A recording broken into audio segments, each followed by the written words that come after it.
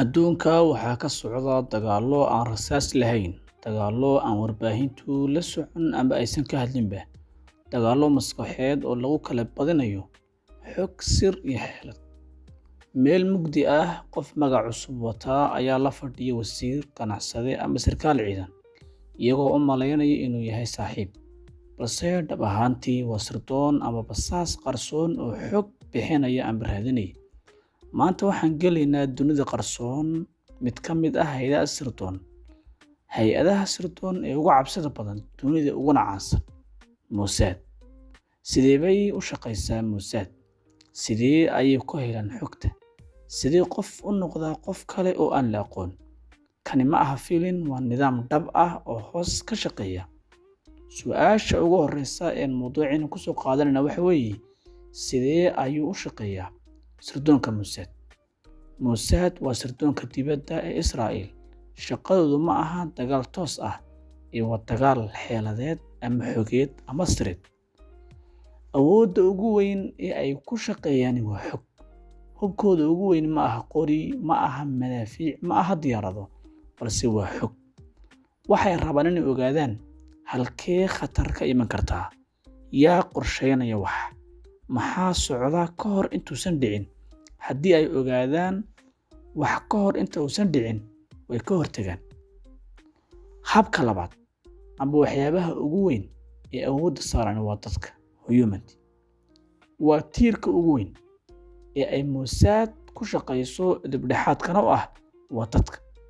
Mossad waxay adeegsadaan dad gudaha ku jira dowlado kale dhexdeeda. Tusaale, dad u dhashay waddamo kale ayaa iyaga qalbiga ka oggol una soo basaasaya xogta dadkooda. Shaqaalo shirkado waaweyn ka shaqeeya ayaa basaasin u ah. Saraakiil ciidan ayaa la shaqeeya. Mararka qaarkood waxaa u shaqeeya dad caadiya. Qofkaas wuxuu siiyaa xog qarsoon, qorshayaal ciidan, dhaqdhaqaaqyo sir ah. Mararka qaar xitaa qofka xogta bixinaya lama oga inuu sirdoon yahay amba sirdoon la shaqeynayo. Waxaa lagu helaa qofkaasi lacag, cadaadis, rakaato amba dana gaar ah. Waxyaabaha ugu waaweyn ee sirdoonka Mossad awoodda saara amba ku shaqeeya waxa weeye dhexgalka nolol kale. Tani waa halka Mossad caan ka yihiin. Sarkaal sirdoon waxa uu qaataa magac cusub, wuxuu iska dhigaa ganacsade, wuxuu iska dhigaa macallin, wuxuu iska dhigaa qof caadi oo shaqaale ah. Taariikh nololeed cusub ayuu samaystaa, shaqo cusub ayuu samaystaa si uu ugu raad gato oo ugu qarsoomo oon loo ogaanin shaqadiisa rasmiga ah ee basaasnimada. Wuxuu ku noolaan karaa dal sanado, ganacsade ahaan, wariye ahaan amba qof maalqabeena. Ujeedadu waxa weeye inuu noqdo qof aan laga shaqeyn. Waxay awoodda saaraan tiknoolajiyadda casriga ah. Sirdoonku maanta ma aha dad oo keliya, waxay adeegsadaan la socodka, isgaarsiinta, falanqaynta xog badan, qalab raad raac, sir internetka ku jira. Xataa telefoonka aad iga dhegeysanayso ama iga daawanaysaay mararka qaarkood wuxuu noqon karaa alab amba qalab lagu basaasi karo. Laakiin qalabka waxba ma taro haddii aan maskax falanqayn sameynaysa aanay la adeegsanayn. Waxyaabaha adeegsadaan waxaa ka mid ah falanqaynta. Xogta la helo oo dhan si toos ah looma isticmaali karo, amba haddii qof xog loo diro, dhammaan lama wada rumaysan karo.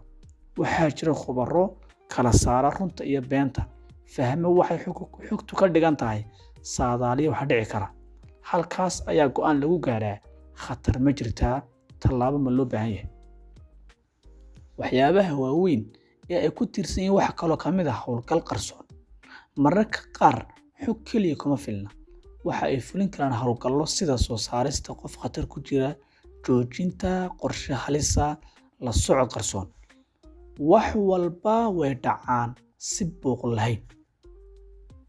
Waxyaabaha kale ay sameeyaan waxaa ka mid ah tababarka saraakiisha. Qof sirdoon noqdo waa inuu leeyahay maskax degan, dulqaad, awood uu ku qarin karo dareenkiisa, xirfad uu ku kasbado kalsoonida dadka. Waa jilaa, falanqeeye iyo xeelad yaqaan isku mar ah.